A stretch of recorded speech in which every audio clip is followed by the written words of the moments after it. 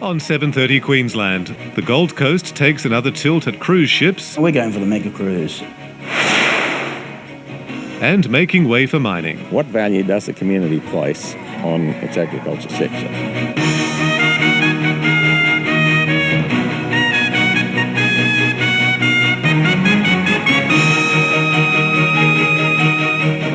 Hello and welcome to the program. I'm Chris O'Brien. There's something glamorous about some big ocean liners. They look sleek and luxurious and can imply prosperity. The newly elected mayor of the Gold Coast has caught sight of what he believes is a great economic opportunity, a cruise ship terminal that will make sure some of that cruise ship cash stops in his home port. But would it really be lucrative? And could the tricky task of turning an ocean estuary into a harbour outweigh the benefits? Karen Berkman looked into it. It's almost exactly 6 years since the previous state government canned the idea of a cruise ship terminal for the Gold Coast after a spirited public campaign that saw numerous rallies on the Southport Spit and 38,000 signatures on a petition presented to Parliament. But now, the debate is back. The pros and cons remain pretty much the same. All that's changed is the size of the ships. We're going for the mega cruise. I mean, if you're going to build it, the new cruise liner are 300 metres long and plus. And I know Brisbane is limited and can't handle that size.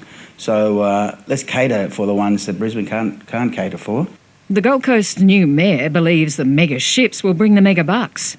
The community action groups opposing the concept see mega problems. We know that since 2006, cruise vessels have grown hugely in size and will continue to grow. So it's even less likely that after massive dredging and infrastructure, extensions to seaway walls, that you would get any of those cruise ships safely docking in the Gold Coast.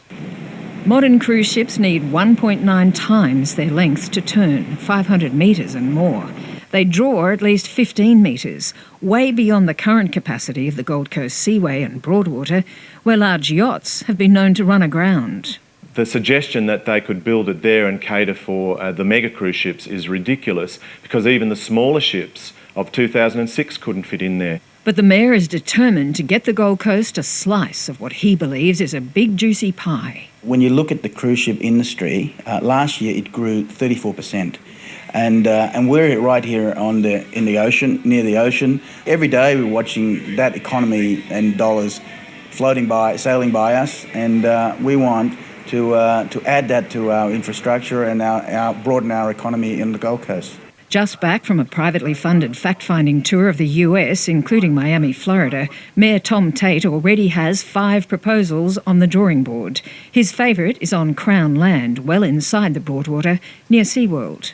What I like about that one is that it doesn't have any seagrass, environmentally very low impact, and cost-wise, it's one of the cheaper ones, about $40 million build.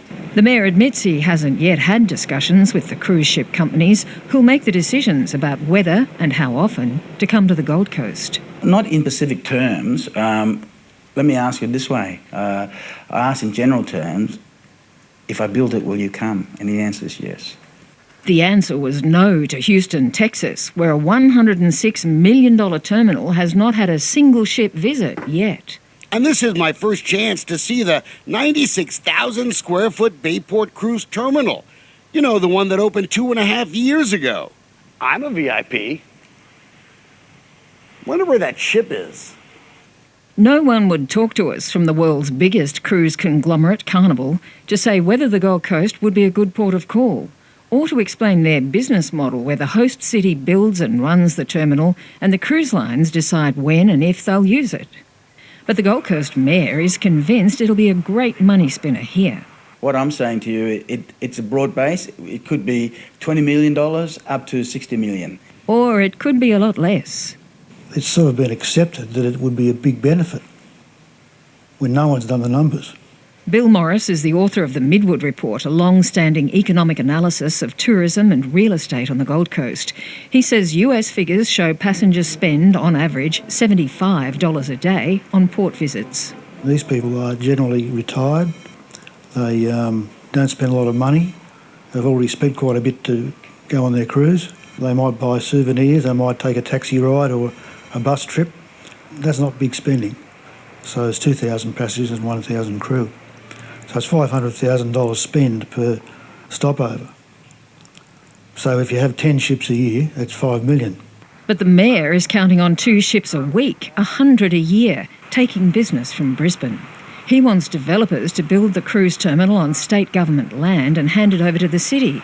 And he'll be trying for funding from Canberra too. With their funds in Infrastructure Australia, I think they've got $3 billion there. And this will make sense for them to help create a cruise ship terminal on the Gold Coast and to make us a global city. But not all the cost will be in dollars. There's the inevitable environmental damage the massive dredging would cause, to the detriment of other well-established industries like boating, surfing and diving. I can't believe that they're revisiting it. Even after 2005, I think they decided that it wasn't economically viable. They still haven't done an environmental impact study.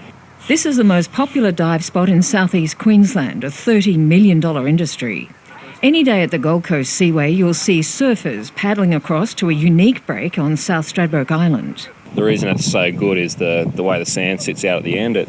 The swell bends when it hits it, so it makes that place unique. In 2008, Neil Lasro at the Griffith University Centre for Coastal Studies found surfing was worth up to $230 million a year to the Gold Coast, and that South Stradbroke alone contributed 14.5% of that. I think from what I understand of Neil's work, the original assessments in terms of the benefits associated with the cruise ship terminal were in the order of $6 to $7 million a year, whereas Neil's found that $20 million worth each year of value is attributable to South Stradbroke Island. So I think there's a significant difference there. The Mayor doesn't know of the study, but disputes its findings. Well, I haven't seen the $20 million claim that that's what the break bring in. I thought surfing in that section was free. It is, but surfers spend money on food, alcohol, and sometimes clothes or accommodation. And many drive down from Brisbane to surf South Straddy. It's a bit of a swell magnet, so when lots of other places on the coast aren't working, it's usually pretty reliable. And the main thing is too, I guess, it's just the first place to surf from Brizzy. I welcome them to come, and I just want to point out to the surfers there's 65 kilometres of beach here on the Gold Coast, and take a pic. That's more or less the Mayor's message to the 450 species of marine life that have taken up residence in the Gold Coast Seaway, carved through the spit in 1986. But we also should remember and point out that the whole spit of it is man-made. It's not like it's an environment that was nature-made. It was man-made years ago. And the other option is Wave Break Island. That's also man-made. So all this bit that, where's the birds gonna land? Well, if it wasn't for man, the birds wouldn't be there. So I'll take it with a grain of salt. The Mayor is wrong about the whole spit being man-made. It's existed for centuries, but it was altered in the 80s to provide a safe ocean entrance for boats. Wavebreak Island was created then as a barrier for storm surges from the ocean. And it's the site chosen by a Singaporean developer for a $4.9 billion complex of casinos, hotels, home units and a cruise ship terminal. We know in the end this is a way for private entrepreneurs to get access to Crown land, public parkland for private commercial use. It's a land grab again. Plans to mine the massive untapped Galilee Basin are pushing ahead in central Western Queensland.